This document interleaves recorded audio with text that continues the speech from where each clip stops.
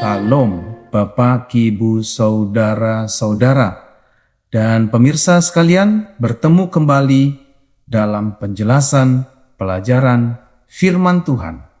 Hari ini, Kamis, tanggal 20 bulan Agustus. Tahun ke-2026.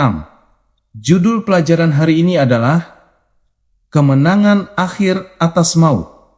Para pemirsa, pelajaran ini menegaskan bahwa kemenangan orang percaya atas maut bukanlah keberadaan sebagai roh tanpa tubuh, melainkan perubahan tubuh secara menyeluruh pada saat Yesus datang kembali. Paulus menjelaskan bahwa daging dan darah tidak mendapat bagian dalam kerajaan Allah karena keadaan manusia sekarang masih fana, berdosa, dan menuju kebinasaan. Jadi, tubuh yang kita miliki sekarang tidak dapat langsung mewarisi kehidupan kekal tanpa mengalami perubahan. Tubuh kebangkitan akan memiliki sifat yang berbeda, yaitu tidak binasa dan tidak berakhir. Dengan demikian, pengharapan Kristen berpusat pada kebangkitan manusia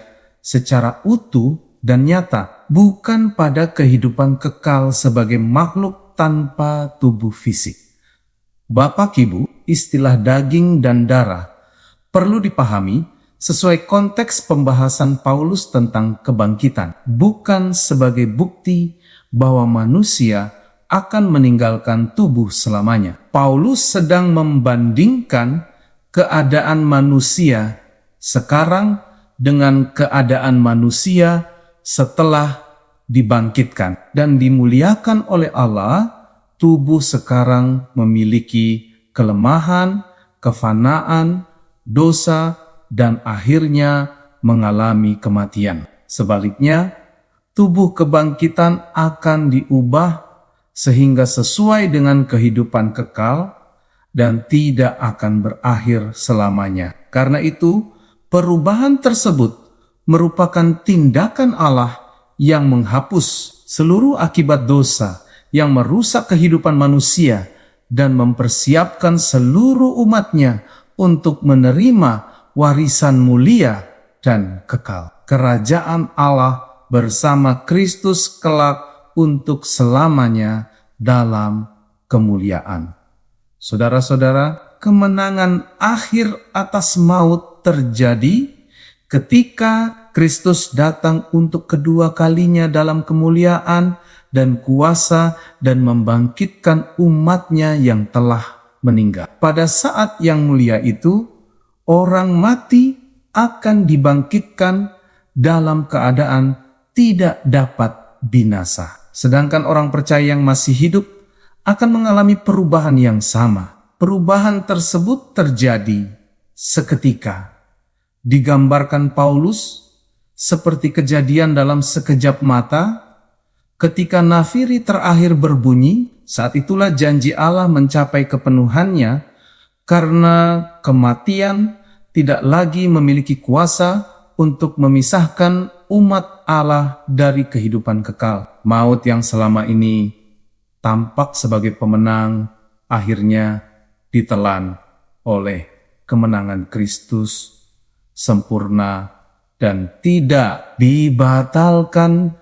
Para pemirsa, seruan Paulus, "Hai maut, di manakah kemenanganmu?" menunjukkan bahwa kematian pada akhirnya akan kehilangan kuasa, ancaman, dan seluruh sengatnya. Kemenangan itu bukan hasil kemampuan manusia, melainkan pemberian Allah melalui Yesus Kristus yang telah mengalahkan dosa dan maut. Karena Kristus menang, orang percaya dapat memandang kematian bukan sebagai akhir mutlak bagi kehidupan, tetapi sebagai keadaan sementara sebelum kebangkitan. Harapan ini memberi keberanian untuk tetap setia, sekalipun kehidupan sekarang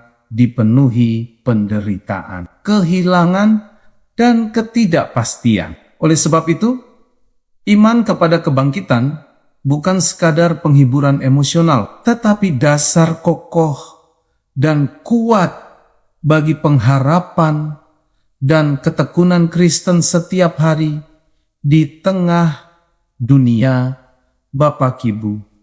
Gagasan tentang penundaan kedatangan Yesus juga menjadi lebih jelas dan menenangkan ketika kita memahami pengalaman manusia setelah kematian. Bagi seseorang yang meninggal, kesadaran berikutnya bukanlah pengalaman menunggu selama berabad-abad, melainkan kebangkitan pada saat Kristus datang kembali. Walaupun dari sudut pandang manusia, sejarah kedatangan Kristus tampak sangat lama. Bagi orang yang sudah meninggal, pengalaman itu terasa hampir seperti sekejap setelah menutup mata. Hal ini mengingatkan kita bahwa ukuran waktu Allah dan pengalaman manusia tidak selalu sama. Karena itu, penundaan tidak seharusnya membuat kita kehilangan iman, sebab janji kedatangan Kristus tetap pasti.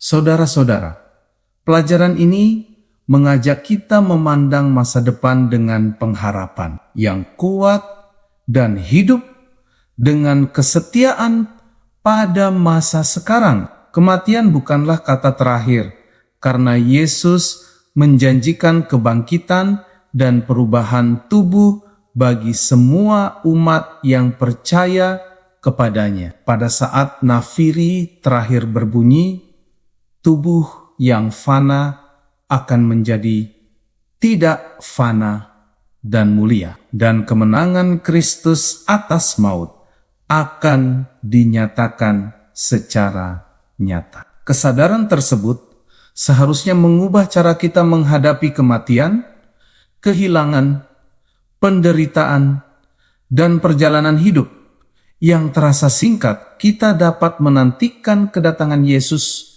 dengan keyakinan bahwa bagi umatnya kemenangan akhir sudah dijanjikan oleh Allah dan pasti digenapi tepat pada waktunya. Para pemirsa yang diberkati Tuhan, demikian penjelasan pelajaran firman Tuhan untuk hari ini. Sampai bertemu pada pelajaran yang berikutnya. Tuhan memberkati kita semuanya.